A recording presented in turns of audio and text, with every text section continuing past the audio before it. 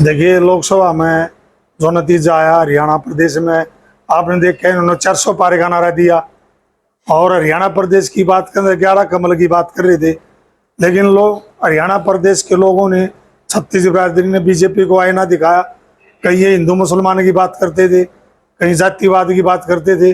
लोगों ने उससे ऊपर उठ के अपने बच्चों का भविष्य देखा, अपने हरियाणा प्रदेश का भविष्य को देखते हुए उन्होंने अच्छा फैसला लिया कि आपने देखा हरियाणा प्रदेश में 5 सीटें लोकसभा में भी कांग्रेस को देने का काम किया। और जब देश के प्रधानमंत्री माननीय जब गोहाना में आए नरेंद्र मोदी जी, यहाँ रैली हुई, तो बड़ा दुर्भाग्य था हमारे हरियाणा प्रदेश का, सोनीपत लोकसभा का, कि उन्होंने एक भी बात, किसी भी, ना तो विकास की बात करी, ना रोजगार की बात करी। यहाँ भी आके उन्होंने हिंदू मुसलमान की बात करने का काम किया। लेकिन हरियाणा प्रदेश का मैं धन्यवाद करना चाहूँगा और साथ साथ हल्का बड़ौदा का भी, छत्तीस बिरादरी का धन्यवाद करना चाहूँगा कि उन्होंने बीजेपी को नकारा और अपने भविष्य को देखते हुए उन्होंने कांग्रेस को वोट देने का काम किया। कितना वोट परसेंट जो है हम चुनाव के बाद? देखिए, अगर हम इंडिया गठबंधन की हम बात करें, पूरे देश में सबसे ज्यादा अगर वोट परसेंटेज कहीं बढ़ा तो हरियाणा प्रदेश में बढ़ा, लगभग 20% के करीब। पूरा इंडिया गठबंधन, कांग्रेस ही नहीं, सबसे ज्यादा वोट परसेंटेज हरियाणा में बढ़ा। और उसका एक बहुत बड़ा कारण है उस वोट परसेंटेज का बढ़ने का। आपने देखा जब हरियाणा प्रदेश में 10 साल हुड्डा साहब का राज था, उन्होंने, हरियाणा प्रदेश के लोग हुड्डा साहब की बात पर विश्वास करते हैं और हरियाणा प्रदेश ये मानता चौधरी भूपेंद्र हुड्डा जी जो कहेंगे वो करेंगे। यही कारण था कि हमारा सबसे ज्यादा वोट परसेंटेज बढ़ा। और हमारे नेता प्रतिपक्ष चौधरी भूपेंद्र हुड्डा जी ने, जो आने वाले इस हरियाणा प्रदेश के मुख्यमंत्री भी बनेंगे, ये लोगों ने मन बना लिया, मैं नहीं कह रहा, लोगों ने मन बना लिया अगर कोई हमारा भला कर सकता है तो वो एक ही नेता जिसका नाम चौधरी भूपेंद्र हुड्डा। तो हमारी विधायक दल की बैठक बुलाई थी चंडीगढ़ में, तो वहाँ हुड्डा साहब ने एक नारा दिया, वो भी आपके चैनल के माध्यम से मैं बताना चाहूँगा कि बीजेपी का नारा था 400 पार का, लेकिन हुड्डा साहब ने नारा दिया कि लोकसभा में आप और विधानसभा में बीजेपी साफ। ये इस हरियाणा प्रदेश ने मन बना चुकी है। और आप देखना आने वाला जो समय है विधानसभा का, यहाँ से बीजेपी को 2 का आंकड़ा नहीं बनेगा।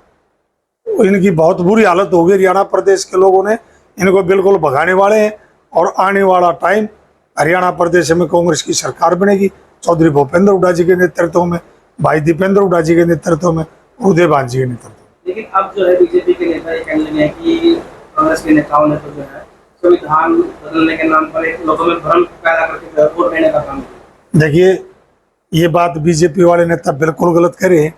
बीजेपी के नेताओं का ही बयान था कि हमें 400 पार करा दो, हमें संविधान में बहुत कुछ बदलना है, बहुत बड़ा बदलाव करने जा रहे थे ये। और मैं तो इस बात से खुश हूँ, चलो सरकार ना आई लेकिन हमारा विपक्ष मजबूत हो गया। अब बीजेपी की सरकार, पहले कहा करते अब तीसरी बार मोदी सरकार कहा करते, अब क्या कहें एनडीए सरकार। इतना फर्क पड़ गया, आप अंदाजा लगाओ कि तो मोदी की एनडीए आज ये संविधान को छूने का भी काम नहीं करेंगे। अगर 400 पार अगर हो जाता, इनका पूर्ण बहुमत आता बीजेपी का, मैं आज भी गारंटी के साथ कहता हूं कि ये संविधान बदलने का काम करते, पक्का करते। इनकी मनसा थी, इनकी इच्छा थी, लेकिन लोगों ने इनको बता दिया आप संविधान की तरफ आंख उठाने का भी काम मत करना, और आने वाला टाइम तो बीजेपी का बहुत बुरा होगा। तो अब विधानसभा के चुनाव की तैयारियां शुरू हो गई है, चुनाव के बाद आपको बिल्कुल बिल्कुल तैयारियां। क्या मुद्दे रहने वाले हैं, किस तरह देखते हैं?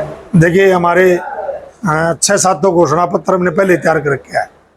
6 हमारा बुढ़ापा पेंशन की बात तो 6,000 रुपये, खिलाड़ियों की बात करा तो वही पहले नीति, पद के लिए पद पाओ की नीति, और किसानों के लिए MSP गारंटी कानून हरियाणा प्रदेश में आते बनावांगे। गरीब आदमी को 100 गज का प्लाट और उसमें 2 कमरे बना के कंप्लीट मकान बना के देने का काम कराएंगे हर गरीब आदमी को। और BC की आपने क्रिमिनल की बात थी, पहले 8 लाख था, लेकिन बीजेपी की सरकार ने उसको घटाकर 6 लाख कराया। लेकिन हम ये क्रिमिनल की ले रहे जो BC की, ये भी 10 लाख करने का काम करेंगे।